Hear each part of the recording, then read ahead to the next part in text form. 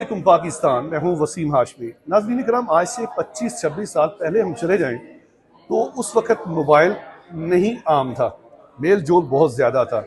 हम जैसे दोस्त अहबाब जो होते थे वो क्रिकेट के मैदानों से कॉलेज यूनिवर्सिटी के जब फारग हुआ करते थे तो चाय के ढाबों पे मिलना, अपने बैठकों में दोस्तों को बिठा के बातचीत करने। फिर आ गया हमारे हाथ में मोबाइल। एक ही घर में रहते हुए माँ बाप, मियाँ बीवी, बच्चे सब अजनबी हो गए। लेकिन मौजूदा दौर में 2026 की बात कर रहा हूँ।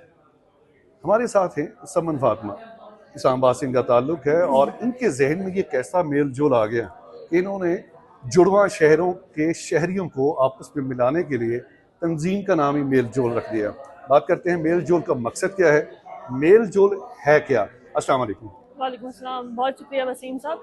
और मेल जोल जो है, जैसे आपने बात की कि हमारे कल्चर में, हमारी रवायत में ये चीज़ एग्जिस्ट करती थी कि हम इंसान तभी कहलाए जाते थे जब हम दूसरों के साथ मिलते थे, जब हम दूसरों के साथ उठते बैठते थे, बात करते थे।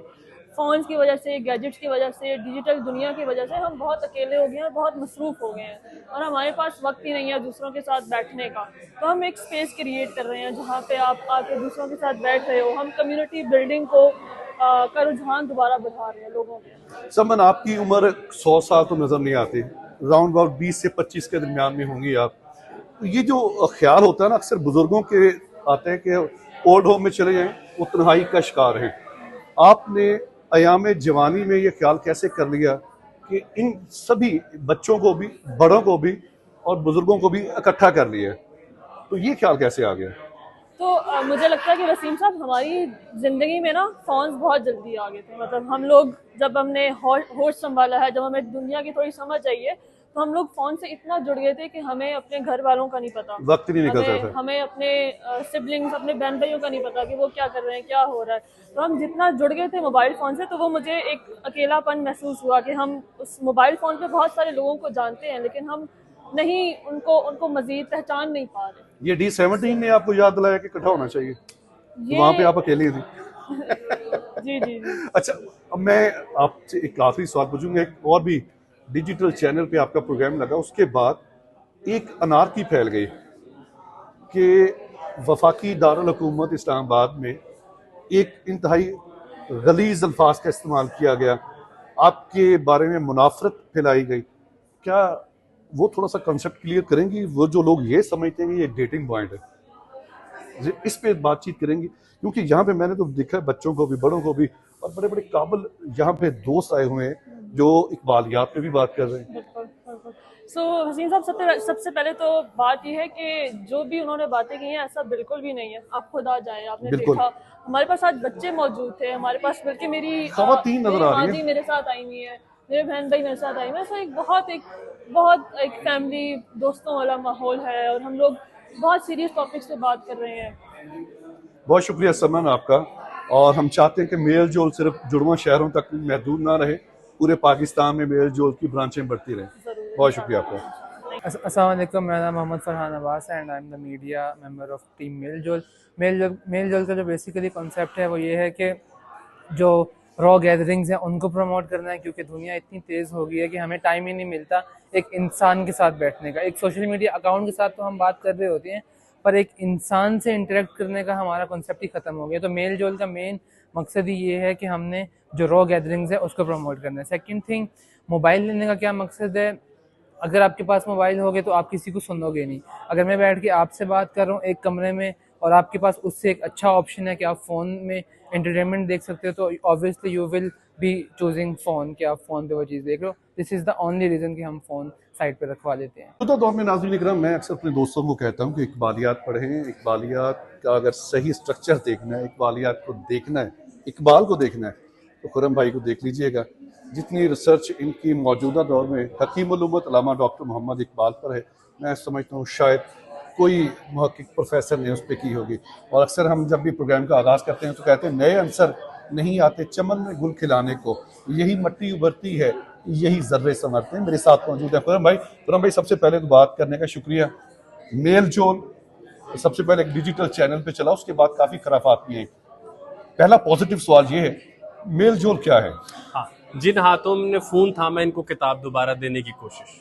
बस दैट्स इट। मैं जो हाथ फ़ोन थाम बस इस अंगूठे को हम सिखाना चाह रहे हैं कि तुम कलम भी पकड़ सकते हो, तो उसके लिए लाजिम है कि इनसे फ़ोन थोड़ी देर के लिए ले लिया जाए। तो अब हम अंगूठे से सिर्फ ये समझते हैं कि सफ़ा नहीं पलट सकता, वाह। ये सिर्फ रील को ऊपर कर सकता है। और वो जो इनफाइनाइट लूप बना लिए ना हमने, कि जिसमें एक नाच आ गया, एक क्रिकेट का शॉट, एक कोई मजहबी बात आ गई, तो उस आंख को कहीं रोकने के लिए ज़रूरी है कि उसको किताब थामी क्या जाए। तो बात ये है। आंख की बेचारगी कम करेगा ना कि उसके हाथ में किताब हो। तो हमने ये सोचा है कि हम लोगों के साथ बैठकर बात करें उन किताबों पर जो हमें आदमियत का नया तस्वुर या खूबसूरत तस्वुर हमारे हवाले करती है। क्या कहने। तो उसकी ये एफर्ट है। पुरम भाई, दूसरा सवाल आपसे यही है कि जो खराफात हैं अजहानों में, मुख्तलिफ अजहानों में, जिनको एक मुकम्मल तौर पर प्लांटेड करके दाखिल किया जा रहा है कि इस्लामाबाद में ये एक नया अड्डा खुल गया है। मैं ये लफ्ज़ इस्तेमाल कर रहा हूँ, उसके लिए मैं माजरत का हूँ, लेकिन उनकी ज़ुबानों को, उनके अजहान को किस तरह आप देख मेरे सकते हैं? ख्याल से कि मैं अमूमन बदज़ौक लोगों के मतलब कहता होता हूँ कि भाई जो मक्खी है उससे कितनी को खैर की तवक्को कर लोगे। एक क्या आदमी जिसका सबसे बड़ा मंजर शम्मा हो, उसको मैं सूरज दिखाऊंगा तो मेरे ख्याल से मेरी अपनी बेवकूफ़ी होगी। बुल्ले शाह साहब कहते होते सन आशिक उमेश कमावे। तो भाई ये लोग जो हैं बस इस बात को समझ नहीं पा रहे कि हम अपनी तरफ से उसी मुआशरे का डायग्नोसिस करके वो चीज़ें दुरुस्त करना चाह रहे हैं जो सबसे ज़्यादा ज़रूरी है। हमें एक दूसरे से बात ही तो बात नहीं कही गई, बात नहीं सुनी गई। हमें क्या मसला, हमें झगड़ना नहीं आता। या क्या आप कंफर्टेबल हैं उस मुआशरे में जहाँ एक दूसरे पर तेजाब फेंका जाता है, जहाँ पर बच्चों के रेप किए जाते हैं, या एक दफ़ा इनकी तरबियत कर लें। हमने कितनी यूनिवर्सिटीज़ में देख लिया, इससे ज़्यादा यूनिवर्सिटीज़ किसी शहर में नहीं खुल सकती। अगर वो मॉडल नहीं चला तो लाजिम है कि कदीम यूनान या जिस अरब दौर में था कि वो सब अपने उस्ताद के गिर बैठते थे और एक आदमी खिताब करता था किसी एक मौजू पे बनाकर, बाकी लोग सुनते थे, ताकि कानों को शोरो गुल और नफरत के अलावा कुछ और सुनने की भी आदत। बहुत खूबसूरत बात। तो बस ये कुछ छोटी सी कोशिश है। और जो लोग ऐसी बात करते हैं, मेरा ख्याल है कि वो उनको चाहिए कि अपने ज़बानों को लगाम दें। नहीं लगाम दें, मिजाज को बुलंद करके देखें, एक दफा विजिट तो करें ना। नाज़रीन इकराम, कुरान मजीद फुरकान हमीद में सूरतुल हुजरात में है कि जब तुम्हारे पास कोई खबर पहुंचे उसकी खूब तहकीक कर लिया करो, उसके बाद अपनी राय कायम किया करो। प्रोग्राम के बारे में अपनी राय का इज़हार लाजमी कीजिएगा। बहुत शुक्रिया।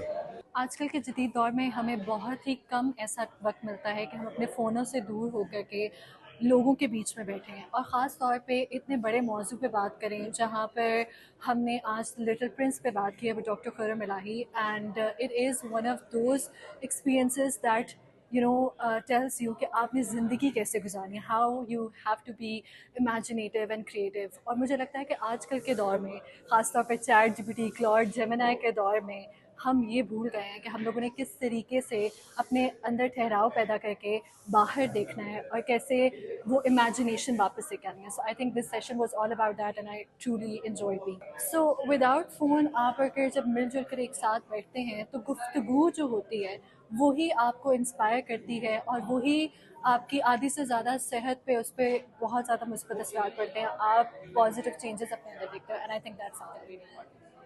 मेलजोल के साथ तकरीबन शुरू से ही मेरा ताल्लुक़ रहा है। वो भी इस तरह से कि I think there second event था, मेरी वहाँ पे मौजूदगी हुई तो मुझे अच्छी लगी महफ़िल, और उन्होंने काइंड इनफ ऑफ देम कि उन्होंने मुझे यहाँ पे बोलने के लिए भी बुलाया, और तो 2-3 दफ़ा मैं सेशंस कंडक्ट भी कर चुका हूँ। और तकरीबन हर महफ़िल पे मैं कोशिश करता हूँ कि मेरी मौजूदगी रहे, और सादा सा एक उसमें मैं बताना चाहूँ कि इसका तसव्वुर क्यों पेश होता है या ये महफ़िल क्यों ज़रूरी है। उसमें यूँ समझ लीजिए कि हर शख्स के पास, यंगस्टर्स स्पेसिफ़िकली, उनके पास महफ़िलें होती हैं। वो अपने क्लास फेलोज़ के साथ, वो अपने दोस्त यार के साथ जहाँ खेल कूद के लिए जाते हैं, उनके पास कोई ना कोई महफ़िल होती है। लेकिन बहुत सारे लोग यहाँ पे ऐसे हैं जिनके पास ऐसी महफ़िल नसीब नहीं होती। कुछ लोग अपने घर में तन्हा होते हैं, कुछ लोग उसे कहते हैं ना कि रश में भी अकेले महसूस करते हैं। तो और कुछ ऐसे होते हैं जिनसे जो बहुत कुछ लोगों को ख़ुद तो कम्युनिकेट करते हैं, उनकी बात तो सुनते हैं लेकिन अपनी बात नहीं कर पाते। तो आई थिंक उन लोगों के लिए ये एक बड़ी आइडियल जगह है। यहाँ पे आप आते हैं, मोबाइल बाहर छोड़ देते हैं, उसके बाद आपकी मुकम्मल तवज्जो बात करने वाले पे होती है, और जब आप बात कर रहे होते हैं तो जितने लोग बैठे होते हैं उनकी मुकम्मल तवज्जो आप पे होती है।